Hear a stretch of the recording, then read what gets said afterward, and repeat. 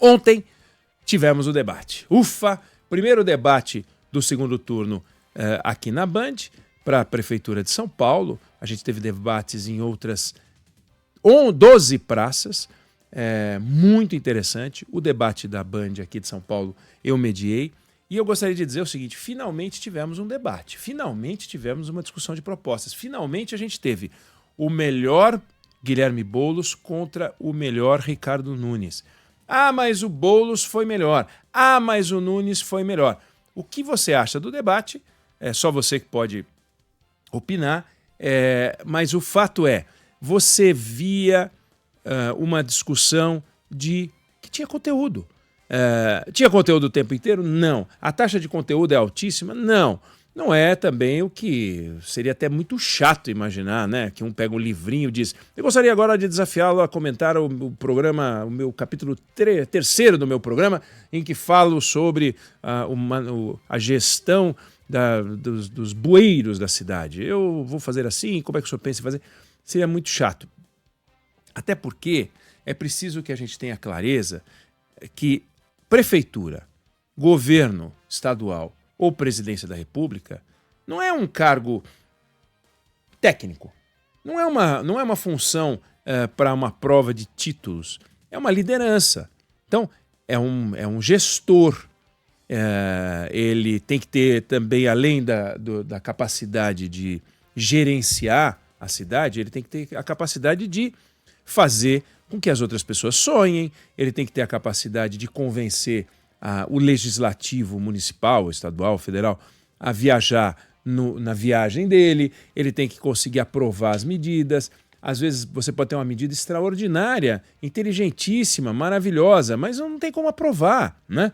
Então, o saneamento das contas de um município é um desafio de gestão típico, mas não dá para fazer sozinho, sem o auxílio da Câmara dos Vereadores, da Assembleia Legislativa, do Congresso Nacional. A gente está vendo em Brasília o governo tentando aprovar algumas coisas, reforma administrativa, a reforma tributária não sai do papel, quer dizer, ela avançou, mas na hora da regulamentação nós não conseguimos terminar ainda. Então você vê como é difícil.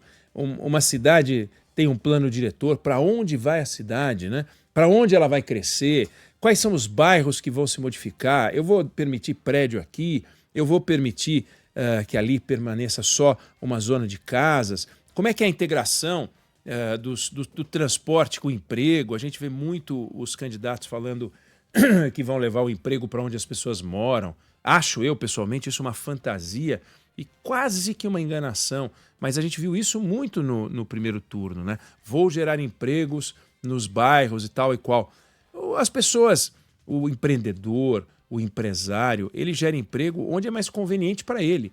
Então, ou a prefeitura começa a gerar conveniências e basta mexer na infraestrutura de alguns lugares para que aqueles lugares floresçam, ou então não adianta fazer uma coisa arbitrária, porque vai dar um incentivo tributário qualquer que depois pode ser eliminado e não adianta. Agora, tem que ter uma forma inteligente de ocupar o centro, tem que ter uma forma inteligente de estimular com que a gente não tenha o transporte monumental de gente toda vez das regiões mais distantes para o centro. Então, ao mesmo tempo que tem que ocupar o centro, tem que ocupar a periferia tem que deixar de ser sinônimo de pobreza, a periferia tem que ser sinônimo de distância em relação ao centro, mas isso é só uma curiosidade, né? Algumas regiões mais distantes numa cidade como São Paulo são autossuficientes.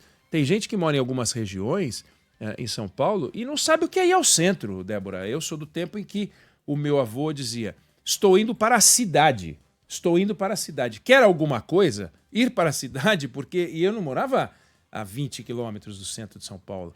Eu morava, sei lá, a 7 quilômetros do centro de São Paulo e meu avô dizia: vou para a cidade, quer alguma coisa? Porque para achar um azeite, uma azeitona bacana, um queijo legal, não sei o quê, quando eu era pequeno, tinha que ir para a cidade.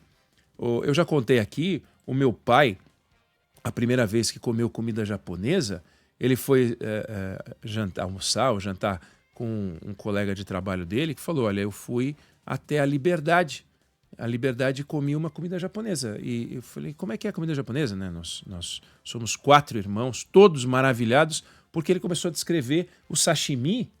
E eu olhava aquilo, mas como assim? Não, eram pedaços de peixe cru e a gente mergulhava no shoyu, eu não sabia nem o que era shoyu, no molho de soja, mas como um pedaço de peixe cru? Quer dizer, não prepara? Não, esse é o preparo, é assim que funciona. Era um negócio inacreditável. Hoje, comida japonesa, em qualquer lugar do Brasil, você come comida japonesa. Em qualquer lugar do Brasil. Virou uma instituição. Que nem pizza. Pizza era uma coisa que era típica de São Paulo, comida japonesa não era típica de São Paulo, era típica dos japoneses. Então, virou típica do Brasil. E aí a gente começou a brasileirou a comida japonesa, né? Para arrepio dos japoneses, da colônia japonesa que gosta da tradição, a gente já abrasileirou tudo, já colocou fruta onde não deve, como a gente fez com a pizza também.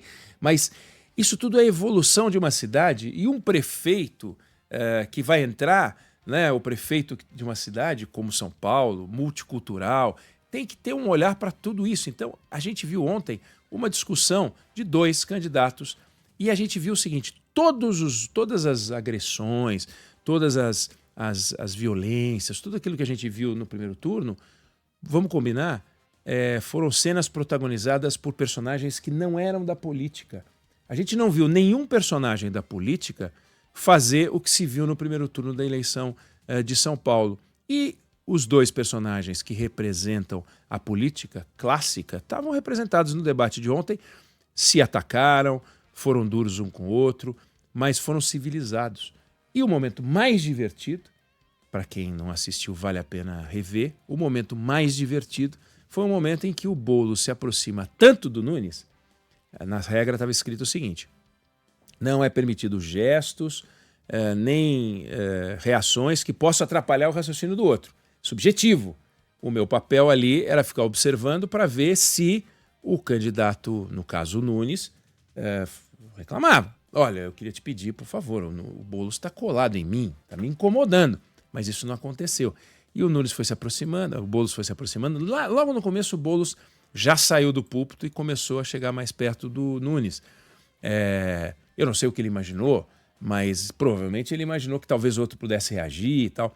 E naquele momento foi muito engraçado, porque o Nunes, olhando para aquilo, foi lá e deu um abraço. E aí, tudo bem? Tudo bem? Tudo bem com você? Tudo bem? Então você não vai me intimidar e tal. Foi um momento muito divertido do debate, né?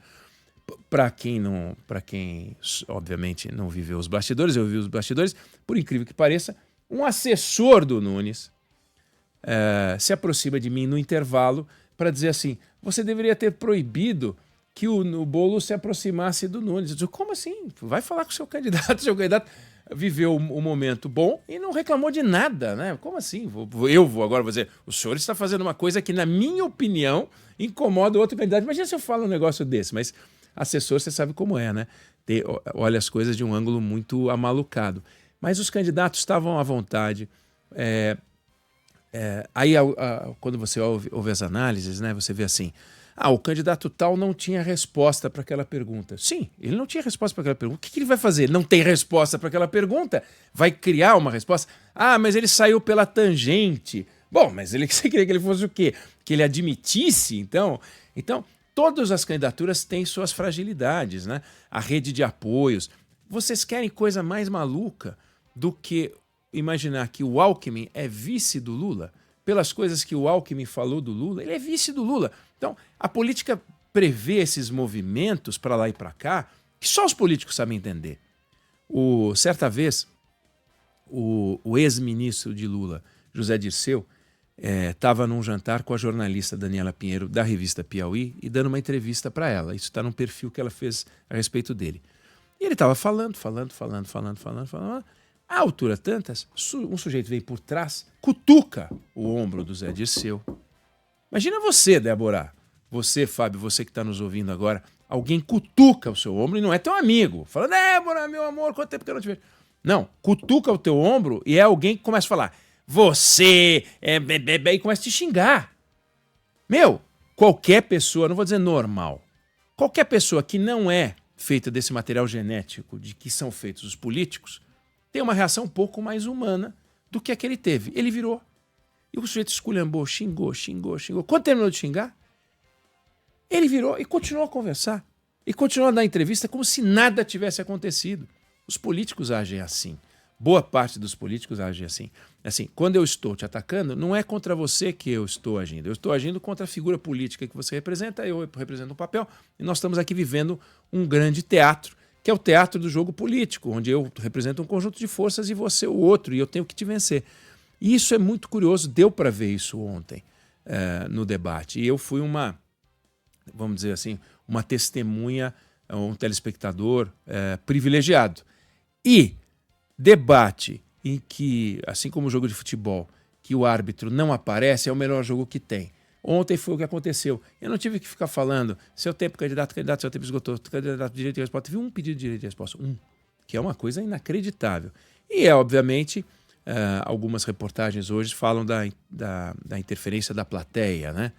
Mas é aquela tal história. Você é o juiz e está tendo um jogo de tênis em Roland Garros, ou US Open, ou Wimbledon. O Wimbledon é um pouco mais civilizado, mas Roland Garros, que é mais animadinho, não tem como, depois de um ponto que um pedaço da plateia acha bonito, o pessoal bater palma, né? Bater. Aí o cara fala, silence, please. É o papel dele, assim como o papel dos outros também é reagir. Aí quando o jogador vai sacar, aí tem que fazer silêncio, né? Então é papel um pouco de quem media pedir silêncio, sabendo que se ele não pedir silêncio, vai ficar uma algazarra do começo ao fim. E se ele pedir silêncio, vai ter de vez em quando. Então ele pede silêncio, foi o que eu fiz, pedi silêncio algumas vezes e funcionou na medida do possível. E a plateia está lá um pouco por causa disso. A alternativa é você simplesmente falar, não tem mais plateia, né? Que não é o caso. Então, eu acho que os candidatos estão de parabéns, fizeram o melhor debate possível. A Band está de parabéns, é muita gente envolvida nesse debate. É incrível a organização. Imagina, foram 13 debates num dia só. A Band terá feito, ao final dessa campanha, quase 70 debates. É muito interessante. E ontem a gente conversou com o nosso guru, o diretor nacional de jornalismo, Fernando Mitre, e o que ele falou aconteceu. Um debate em que não tinha espaço para ficar só na agressão, que a gente teria propostas, e eu acho que foi o que aconteceu ontem. Quem acompanhou saiu ganhando, quem não assistiu tem a oportunidade de rever, e inclusive os melhores momentos, né? Vão aparecer tantos cortes no perfil dos dois candidatos, que pode ter certeza, quem acompanhar pela rede social vai chegar à seguinte conclusão, os dois ganharam, né? Isso não tem a menor dúvida. Eu não sei se você concorda ou discorda, mas essa é a opinião que eu tenho sobre o assunto.